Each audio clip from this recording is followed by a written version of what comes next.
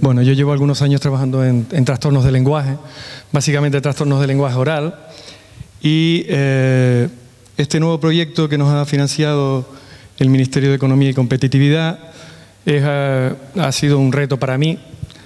porque ha supuesto la integración de otros equipos. Por lo tanto,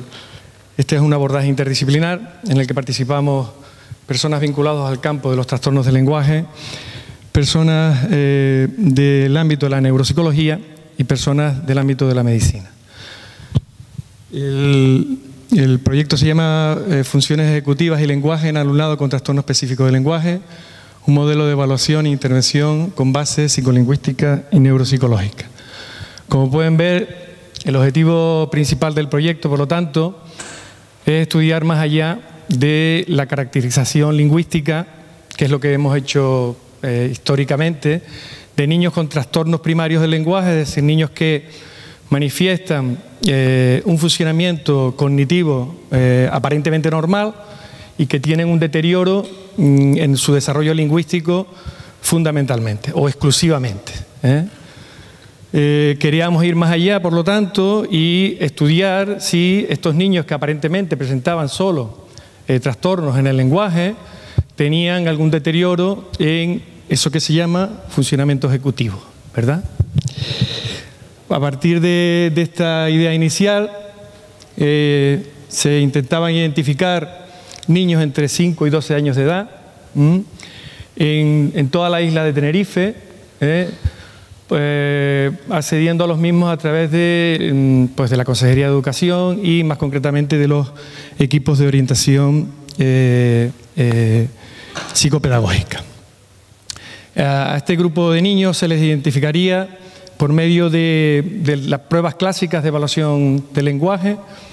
pues entre ellas algunas muy representativas como el Peabody, el SELF, el IPA, etcétera, etcétera, etcétera. Pero como novedad, como decíamos antes, vamos a hacer también un estudio del funcionamiento ejecutivo a través de pruebas neuropsicológicas de este alumnado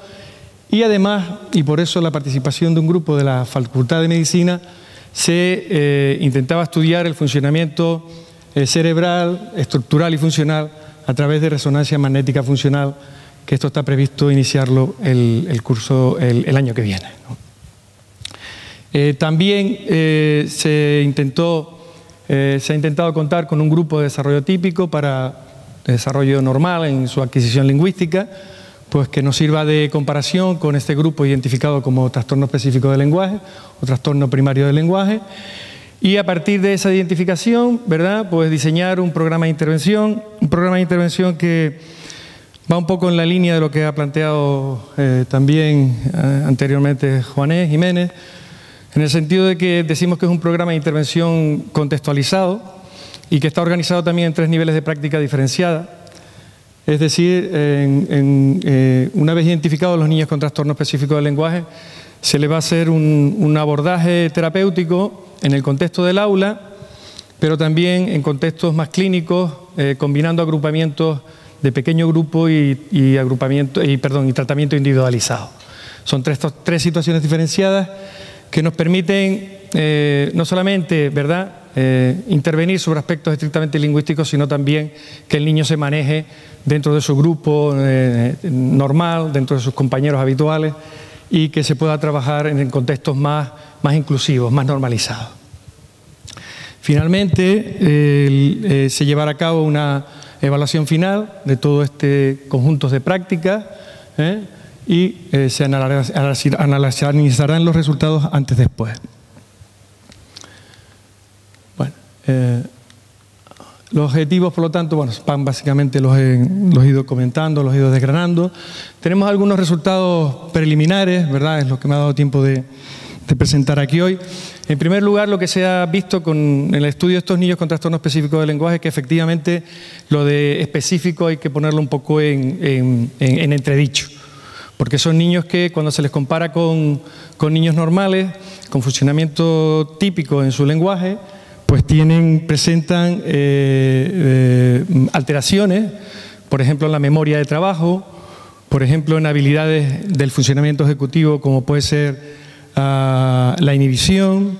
o como puede ser la fluidez, etcétera, etcétera, etcétera. Por lo tanto, estamos ante un trastorno que está catalogado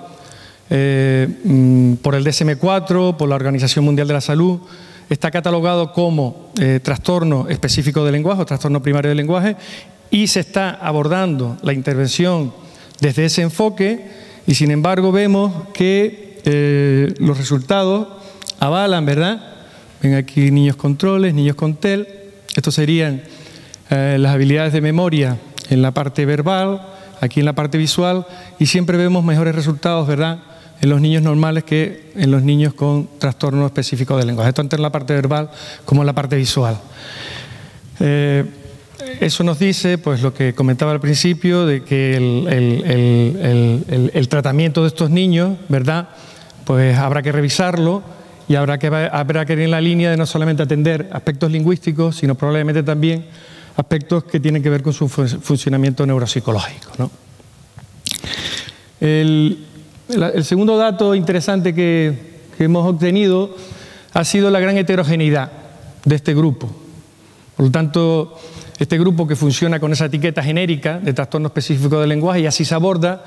luego hemos visto que se puede agrupar. En este endograma lo podemos ver, ¿verdad? Vemos que hay matices entre, estos serían los casos de los sujetos, agrupados en función de las características que presentan en las pruebas lingüísticas. Lo que hemos visto aquí es una enorme heterogeneidad, pero que lo que se va a manifestar con carácter más dominante en estos niños son las perturbaciones en el ámbito del léxico y de la sintaxis. Por lo tanto, dejaríamos fuera de este grupo, y eso es algo también que yo creo que aporta esta investigación a lo que es la definición del propio trastorno, dejaríamos fuera de este grupo los niños que tienen problemas de habla, por ejemplo, los niños que tienen problemas semántico-pragmáticos, que es un grupo que siempre se ha considerado dentro del TEL, y que en el estudio que nosotros hemos hecho, a partir de esta, insisto, clasificación por los resultados que tienen en las pruebas lingüísticas, lo que se manifiesta como predominante son estas marcas negras más oscuras, ¿verdad?, que se corresponden con marcadores que tienen que ver con déficits léxicos y sintácticos. Por lo tanto, estamos ante una patología que se manifiesta marcadamente deficitaria en este ámbito, y dejaríamos fuera otros aspectos del funcionamiento lingüístico que se corresponden más con otros trastornos, por ejemplo con los trastornos del espectro autista. Ahí incluiríamos todo lo que son los aspectos deficitarios en el ámbito del semántico pragmático. Sé que esto es un poco técnico, ¿no?, y que bueno, que no sé si es del interés de la sala, pero bueno, por ahí vamos, ¿no? Bueno, en las áreas de interés pues pueden ser la didáctica, la psicología educativa, ¿verdad?, la neuropsicología, la logopedia y la psiquiatría infantil, ¿verdad?, aquellas áreas que se encargan de hacer diagnóstico, ¿verdad?, en trastornos del neurodesarrollo, y que estos datos pues pueden ayudar a clarificar, ¿verdad?, no solamente el panorama evaluador, sino también, sobre todo, el panorama de cómo intervenir y hacia dónde dirigir los objetivos de intervención, ¿no? Por lo tanto, digamos que hay las áreas de la salud relacionadas con la salud y con la educación, de administraciones locales, ¿verdad?, o administraciones autonómicas, incluso diría estatales, ¿verdad?, porque creo que estos resultados contribuyen como datos innovadores o novedosos en el panorama de lo que es el estudio de estos trastornos primarios del lenguaje. Bueno, en realidad yo creo que el coste-beneficio de esta investigación, o las relaciones coste-beneficio, pueden ser también interesantes en el sentido de que determina, ¿no?, o de alguna manera canaliza o acota bastante mejor el terreno de donde tenemos que ir a identificar y sobre todo a intervenir con estos niños que, insisto, estaban catalogados o estaban bajo esa etiqueta demasiado general, ¿verdad?, en mi opinión. Bueno, y entonces, por lo tanto, una de las cosas que estamos haciendo es precisamente Ahora mismo hemos escrito un monográfico para una revista, la revista de Logopedia, la única que hay en España en estos momentos, ¿verdad? Y hay un monográfico que saldrá en diciembre y que una de las cosas que se cuestiona es precisamente esa etiqueta que se está revisando en el DSM-5 y que se pone en cuestionamiento en algunos sistemas de clasificación, esa etiqueta de especificidad. Por lo tanto, esto es algo que hay que revisar y que en nuestra investigación intenta humildemente hacer algún tipo de contribución. También ponemos de manifiesto la enorme heterogeneidad y la precaución que tenemos que tener a la hora de diseñar programas de intervención con estos niños, porque vemos una enorme heterogeneidad entre ellos, aunque con un predominio claro de las alteraciones semántico-sintácticas, ¿no? Y por último, pues se sugiere introducir en la intervención logopédica con estos niños objetivos de intervención que estén relacionados con contenidos de lo que son funciones ejecutivas o de funcionamiento neuropsicológico. Muchas gracias.